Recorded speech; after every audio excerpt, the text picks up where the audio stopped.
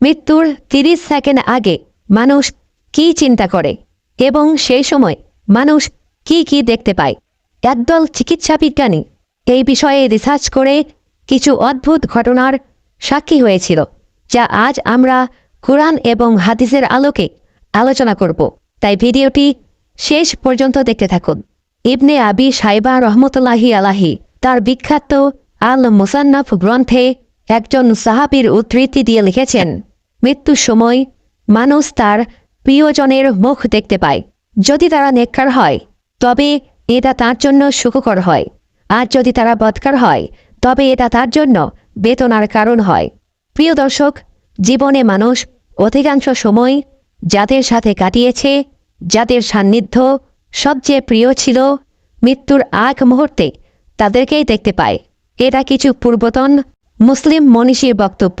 আশ্চর্যের বিষয় হল, ব্রিটিশ কলম্বিয়ার একদল চিকিৎসক গবেষণায় বলেছেন, মৃত্যুর মুহূর্তে অতীতের সব স্মৃতি ছবির মতো ফিরে আসে মনে।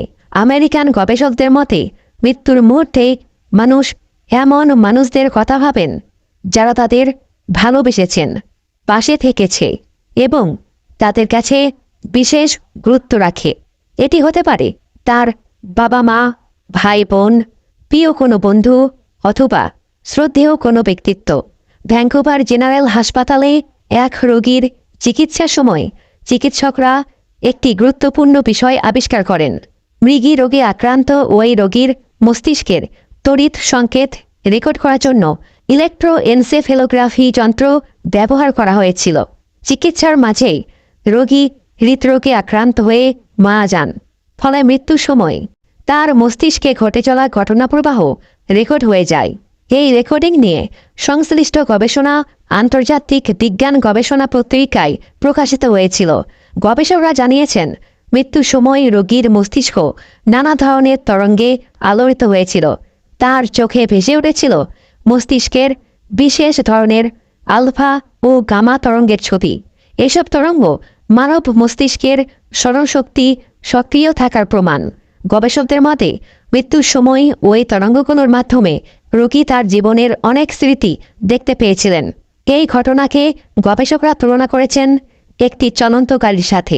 যেমন ব্রেক করার পরেও গাড়ির চাকা কিছুটা গড়িয়ে যায়, তেমনি হৃদস্পন্দন ও রক্তপ্রবাহ থেমে যাওয়ার ৩০ সেকেন্ড পর পর্যন্ত মস্তিষ্কের তরঙ্গগুলো সক্রিয় ছিল। এর মানে মস্তিষ্ক মৃত্যুর মুহূর্ত পর্যন্ত সচল থাকে। মৃত্যুর মুহূর্তে মস্তিষ্ক পুরো জীবনকে ফ্ল্যাশব্যাকের মতো চোখের সামনে তুলে ধরে।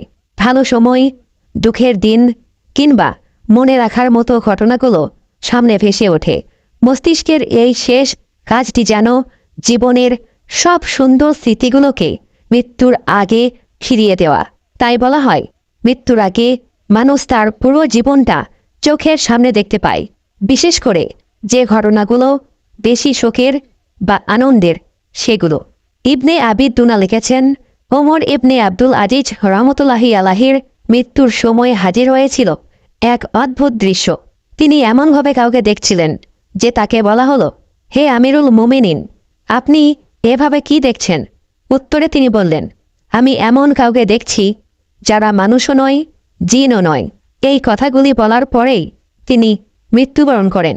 পবিত্র কুরআনুল কারিমে আল্লাহ তাআলা মৃত্যু পথযাত্রী মুমিনদের সম্পর্কে ইরশাদ করেন, নিশ্চয় যারা বলে আমাদের পালনকর্তা হলেন আল্লাহ, অতঃপর তাতেই অবিচল থাকে, তাদের কাছে ফেরেশতাগণ অবতীর্ণ হয় এবং বলে, ভয় করো না, চিন্তা করো না, বরং তোমাদের প্রতিশ্রুত জান্নাতের সুসংবাদ গ্রহণ করো। এই প্রসঙ্গে ইবনুল কাইয়ুম আল জাওজিয়া রহমতুল্লাহি আলাহি বলেন, মৃত্যুর সময় ফেরেশতাগণ এসে উপস্থিত হন। তারা মৃত্যু পথযাত্রীর নিকটে এসে বসেন এবং তাকে প্রত্যক্ষ করেন। তাদের সাথে থাকে কাফন ও গন্ধদ্রব্য, যা হয়তো জান্নাতের অথবা জাহান্নামের। মুমিনদের তারা সালাম করেন, অভয় দেন এবং জান্নাতের সুসংবাদ শোনান। মুমিনগণ সশব্দে অথবা ইঙ্গিতপূর্ণভাবে সালামের উত্তর দেন অথবা মনে মনে তার উত্তর প্রদান করেন। মূলত এই কারণেই কোনো কোনো আল্লাহওয়ালাদের ব্যাপারে জানা যায় যে মৃত্যুর আগ মুহূর্তে তারা যেন কাউকে সালাম জানান, সালামের উত্তর দেন, অথবা বলেন, আপনাদের স্বাগতম। এসব মূলত ফেরেশতাদের প্রতি বলা হয়ে থাকে। তবে পাশে থাকা জীবিত মানুষেরা তাদের দেখতে পায় না। যখন মানুষের মৃত্যু ঘনিয়ে আসে তখন মানুষ সেটি টের পেয়ে যায়। মৃত্যুর আগ মুহূর্তে মানুষ নানা রকম স্মৃতি দেখে। তার সামনে প্রিয়জনের মুখ ভেসে ওঠে এবং জীবনের সুখ দুঃখ, আনন্দ বেদনার শত স্মৃতি মনে পড়ে। আর যখন আত্মা কবজ করার সময় হয় তখন আল্লাহর নির্দেশে আসমান থেকে মালাকুল মওত এসে হাজির হয়। নেককার লোকেদের জন্য রহমতের ফেরেশতাগণ আসেন আর পাপাচারী ব্যক্তির জন্য আযাবের ফেরেশতাগণ আসেন।